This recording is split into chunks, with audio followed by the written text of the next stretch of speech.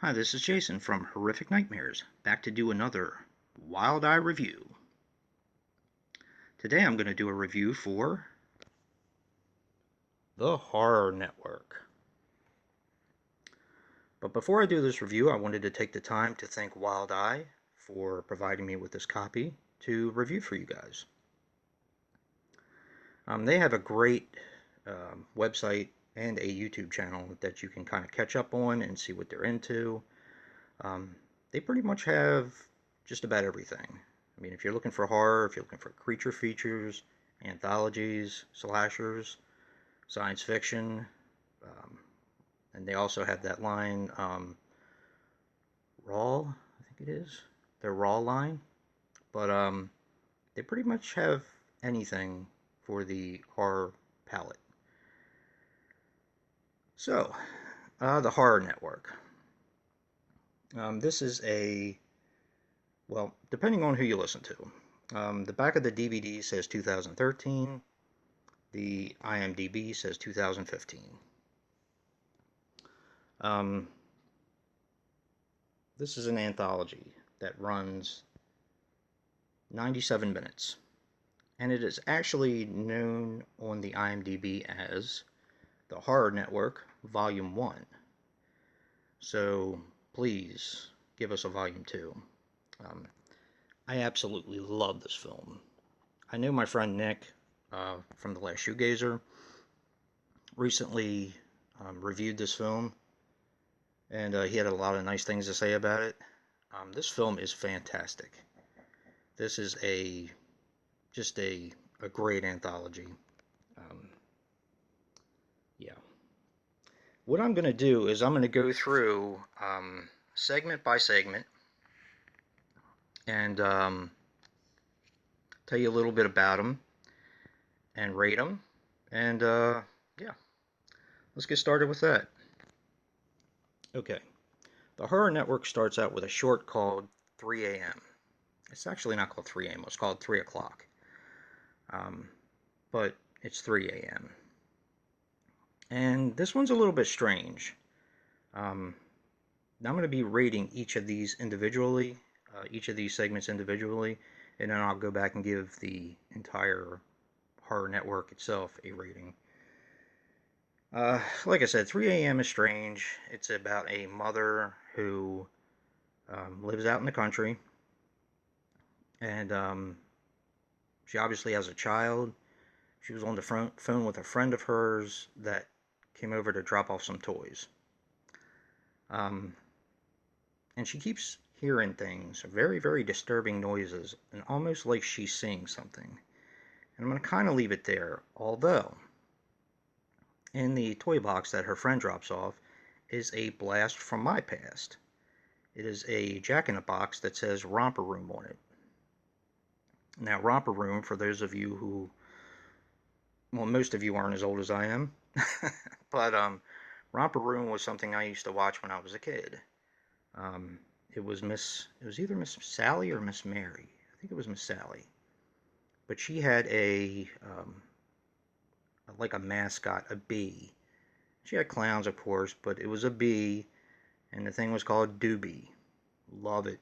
Definitely a product of the 70s. And I remember she used to have this magic mirror at the very end, and she would say all these names of kids that she would see in her magic mirror. Like, I see Johnny, and I see Larry, and stuff like that. And I would always wait for my name, but apparently I had a name that really never came up, and it always made me mad. But regardless, yeah, 4 minutes and 20 seconds, and I'm still in the first one. Okay, let's get this moving. I'm gonna give 3 a.m. a 7. Let's move on to the second one. The second one is called Edward, and yeah, Edward is kind of about mental illness. A guy's in a therapist office, psychiatrist office, and he's telling him things about his life. Um, are these things real? You don't really know. Um, I'm kind of going to leave it there because I don't want to spoil anything for you guys, but it is a really, really good segment. I gave Edward a 7.5. The third segment is called The Quiet, and it's about a girl who has hearing loss. And she's on a bus, and of course she's getting tormented by some of the kids. She has a hearing aid in, she takes it out, as if to say, if I don't want to listen to you, I don't have to, which I thought was pretty cool. And she calls her mom to pick her up from the bus stop, and somehow drops her phone on the bus. So she's not sure if her mom's going to pick her up. She gets off the bus, and her mom is not there, but someone else is there to pick her up. And what is this person? Is it something sinister, or is it not? And I'm going to leave that one there too.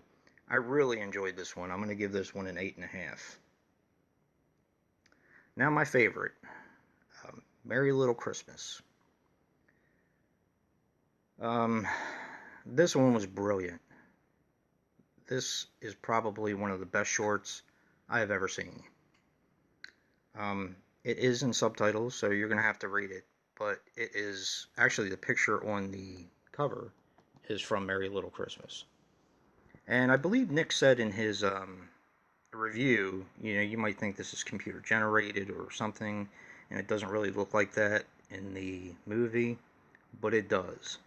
It's chilling, it's emotional, because it has a lot to do with family secrets, and I love it. I loved it. Now onto the last segment, called The Deviant One. Oh, by the way, for A Merry Little Christmas, I'm going to give it a 9.5. It was that good to me. Now for the last segment, called The Deviant One. This is the one that knocked the anthology down a little bit for me. I'm just not a fan of it. This one is in black and white, and it is written, directed, and acted by Brian...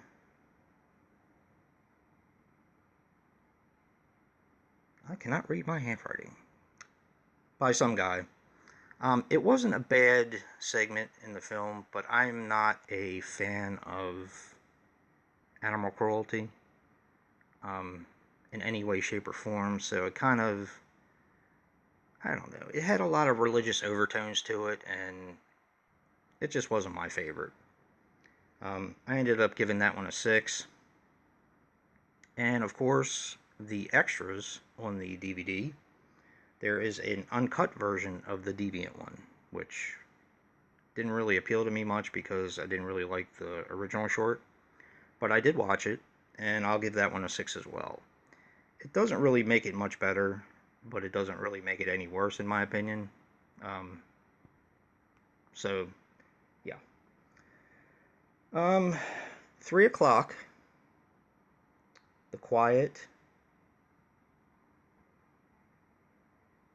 Those are the only two. 3 o'clock and The Quiet were written, directed, and edited by Lee Matthews. Edward was written and directed by Jason Graham. I believe I'm pronouncing that right. And my favorite, Merry Little Christmas, was edited, directed, and written by Manuel Marin. Guys, this is fantastic. This is such a great anthology. If I probably will do another top 25 or top 30 or whatever I did for anthologies, but this will probably make my list next year. This is just a fantastic film. The only thing that would probably bring it down to maybe the bottom half of the list would have been the last one, The Deviant One, which is not terrible, and some people are going to love it, but it just wasn't my taste. But averaging this out, I'm going to give this one an 8 for all the parts and the Horror Network in general. I just wanted to thank Wild Eye again for sending me this so that I could review for you guys. I really enjoyed it. This is a fantastic film. Definitely research this one out, guys, and figure out a way to see it because it is that good. Just a great film. But if you like what you see in here, hit that like button and subscribe. And until next time, peace.